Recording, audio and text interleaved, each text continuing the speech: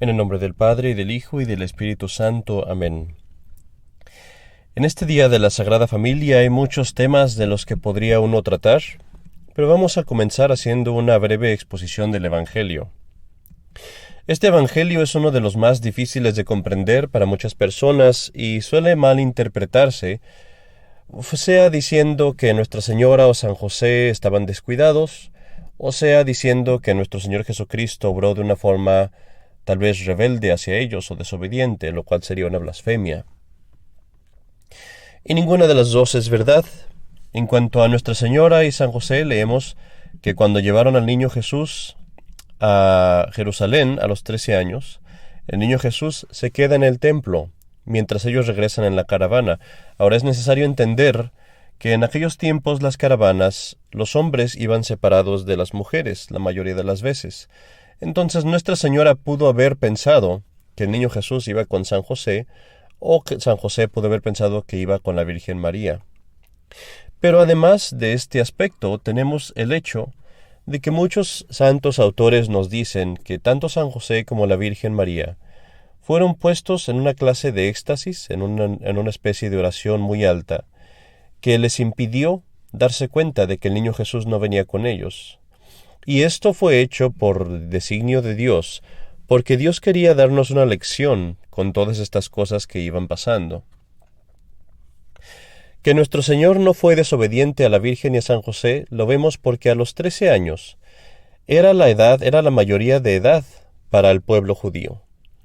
Y así nuestro Señor, al cumplir los 13 años, era lo lógico que se fuera a ocupar de lo que eran, como él dice, las cosas de su Padre. Entonces nuestro Señor obró conforme a la ley, conforme a la obediencia, y no faltó en nada. Pero nuestro Señor no estaba ignorante del hecho de que sus padres vendrían a buscarlo, que le pedirían que volviera con él, y que era la voluntad de Dios que los obedeciera. Pero esa era precisamente la lección que nos quería dar.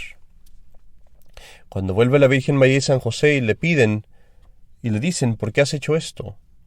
Ni siquiera se lo piden, pero él vuelve a la casa con ellos, para mostrarnos la lección de la obediencia y de la humildad. Ahora veamos qué tan importantes son estas lecciones en la vida católica y en la vida familiar. Pues nuestro Señor ocupó 3 años predicando, pero ocupó 30 años enseñándonos la obediencia y la humildad, siendo, como nos dice el Evangelio, sujeto a sus padres.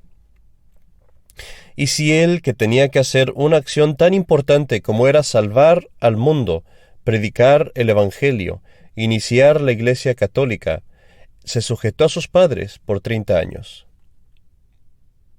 Y consideró eso más importante. ¿Cuánto más debemos nosotros aprender esta lección y sujetarnos también a nuestros padres y a las autoridades que Dios nos ha dado? La familia es una institución, todos lo sabemos, que es el fundamento de la sociedad, la célula que forma la sociedad y toda la cristiandad realmente. Pero si lo consideramos, la familia es tan esencial al ser humano, que está hecho a la imagen de Dios, que hasta podemos encontrar la familia en Dios mismo. Hace poco estaba haciendo una clase de catecismo, podríamos llamarle, con 3 jóvenes. Son 3, una muchacha de 11 años y 2 muchachos ya mayorcitos, todos adolescentes. Y los llevé a tomarnos un café y en el café estábamos platicando del catecismo. Y cuando hablaba de la Trinidad, me interrumpe uno de ellos y me dice, me dice, me dice, tú me estás diciendo que en la Trinidad hay 3 personas, y si te fijas, porque me dices que también el hombre está hecho a la imagen de Dios, me dice, entonces en la familia también tienes 3 personas, tienes el padre y la madre y el hijo, y necesitas al menos 3 personas para hacer una familia, me dice. Entonces como que la familia está hecha a la imagen de la Trinidad. Y yo le dije sí, y me lo dijo todo en su lenguaje adolescente, que fue muy coloquial. Pero Dios se hace a la alabanza de la boca de los pequeñuelos. Ahí vemos cómo a veces uno aprende mucho de la sabiduría de las almas que quieren aprender. Y es cierto, en la misma Trinidad vemos una familia, y la familia está hecha a imagen de la Trinidad. Y esto nos indica que la familia es algo esencial para el desarrollo del ser humano y para vivir apropiadamente. Necesitamos la familia para tener esa protección que nos da, esa resguarda que guarda nuestra moralidad. Necesitamos la familia para tener esos deberes, esas responsabilidades que nos mantienen con los pies en la tierra. Necesitamos la familia porque es la única forma en la que nos vamos a sentir verdaderamente plenos, llenos, con el corazón lleno como debemos de tenerlo por el amor de nuestros seres queridos. Y tú me dirás tal vez, padre, pero hay sacerdotes, hay hermanas, ellos no tienen familia, ¿no? Incluso ellos tienen familia. Incluso las almas que viven en virginidad, en castidad, quizás incluso un eremita, una persona que vive por su cuenta, también ellos tienen que vivir en un ambiente familiar. Porque el sacerdote tiene a su obispo, a su padre, a los sacerdotes, sus hermanos, y a sus hijos, los feligreses. Las hermanas, las monjas, tienen lo mismo. E incluso la persona que vive sola tiene a la iglesia, a su familia, tiene al padre, al sacerdote como su padre, tiene a la Virgen María como a su madre, y tiene también a sus hijos espirituales, a todas las personas que ayuda en su caridad, en sus actos de caridad. Así que la familia es indispensable, es necesaria. Y aquí quiero hablar de 3 prácticas que podríamos restaurar, de 3 prácticas que son en contra de lo que enseña el mundo en este día de hoy, para que podamos restaurar la familia como Dios la diseñó y podamos gozar de este aspecto necesario de nuestra vida católica. Y lo primero de lo que quiero hablar es esto, es la falsa idea de que uno al cumplir 18 o 19 años se puede y se debe ir de su casa. Esto está fundado en el concepto del mundo de que la familia es algo accidental, que es algo opcional, que no es fundamental ni necesario para el ser humano. Pero ya vimos que no es así.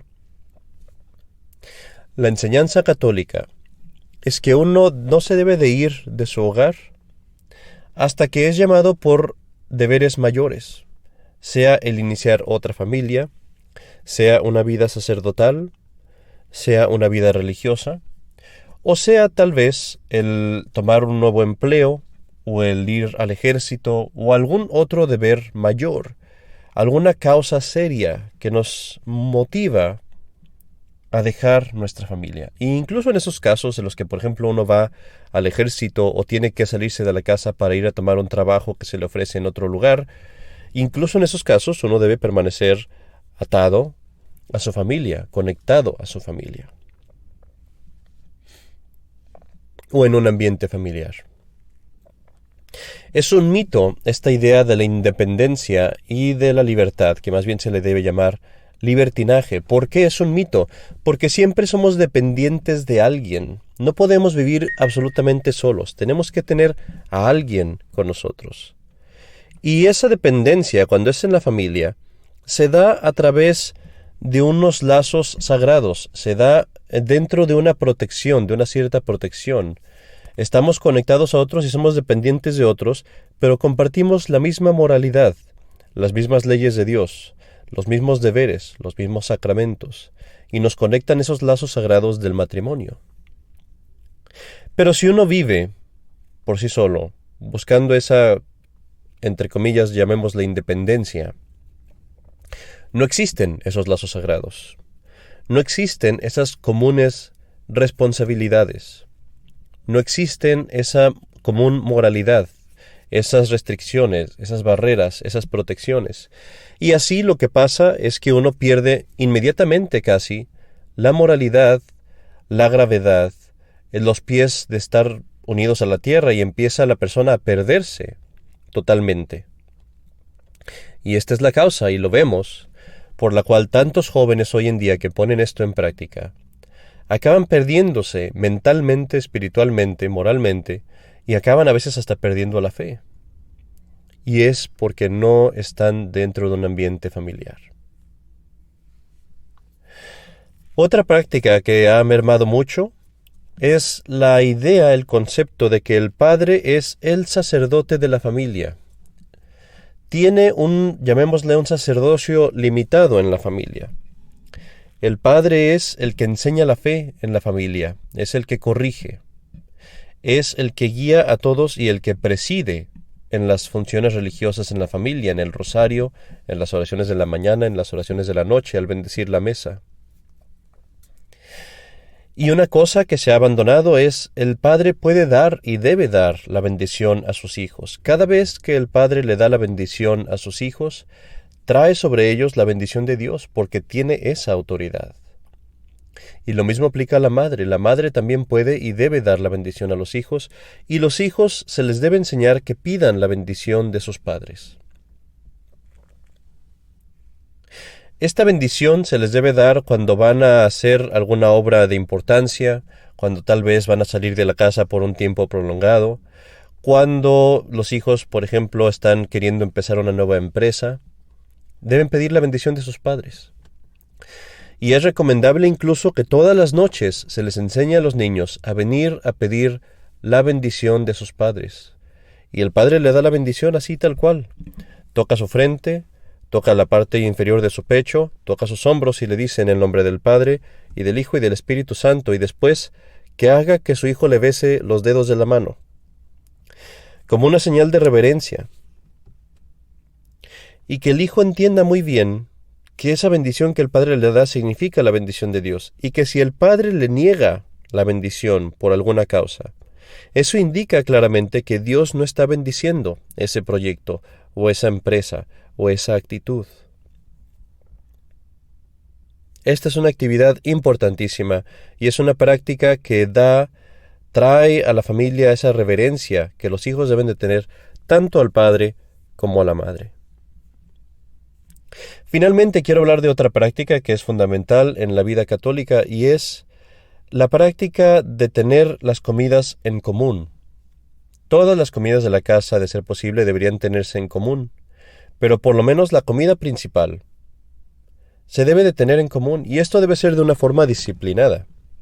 Es decir, se debe preparar la comida, tal vez la madre con algunas de las hijas o de los hijos ayudan a poner la mesa, y luego todos se sientan en la mesa, bendicen la comida y empiezan a comer, y nadie se puede levantar de la mesa hasta que el padre los despida, dando las gracias y después preparando todo para limpiar la cocina, tener cuidado de toda la loza, y entonces todos se pueden ir. Y durante esa comida el padre habla, el padre enseña, el padre comparte con los hijos su experiencia de la vida, y la madre también. Y los hijos escuchan y aprenden a escuchar y a aprender de sus padres. Y los hijos mismos preguntan y hablan, y se les permite a cada quien hablar y convivir. Y el padre y la madre se interesan o fingen interés en lo que los hijos dicen, pero el punto es que la familia pasa tiempo juntos, conviven en ese tiempo. Y olvídense de los celulares, olvídense de los teléfonos, olvídense de cualquier otra cosa que distraiga. Esto es un acto sagrado. Y así como en la misa se apaga el celular, así en la cena se apaga el celular. Y si les habla un superhéroe o una celebridad o quien sea, no contestan la llamada, porque es más importante pasar este tiempo en la familia. Estas son prácticas fundamentales para la cristiandad. Son prácticas fundamentales para que gocemos de esto que ya vimos que es esencial en nuestra naturaleza, la familia, la Santa Familia. Y nosotros, queridos hermanos, en esta fiesta de la Sagrada Familia, tratemos de imitar esas virtudes que nos enseñaron el niño Jesús en su humildad y obediencia, obedeciendo a sus padres. La Santísima Virgen María obedeciendo a su esposo, siendo diligente en sus labores y sufrida en todas las cosas que la vida le mandaba, o mejor dicho, que la divina providencia le mandaba. Y imitemos a San José en la protección de su familia, en el deber y el celo de proveer para ellos, no solamente materialmente, sino también espiritualmente. Veamos a San José celosísimo en cumplir todos los deberes religiosos de la familia, y a la Santísima Virgen y a nuestro Señor siguiéndolo en esta santa vida católica. Pidamos estas gracias, pues, la gracia de perseverar en criar una familia católica y sobre todo de que podamos inculcar en nuestros hijos esta santa vida católica que es fundamental para nuestra salvación. En el nombre del Padre, y del Hijo, y del Espíritu Santo. Amén.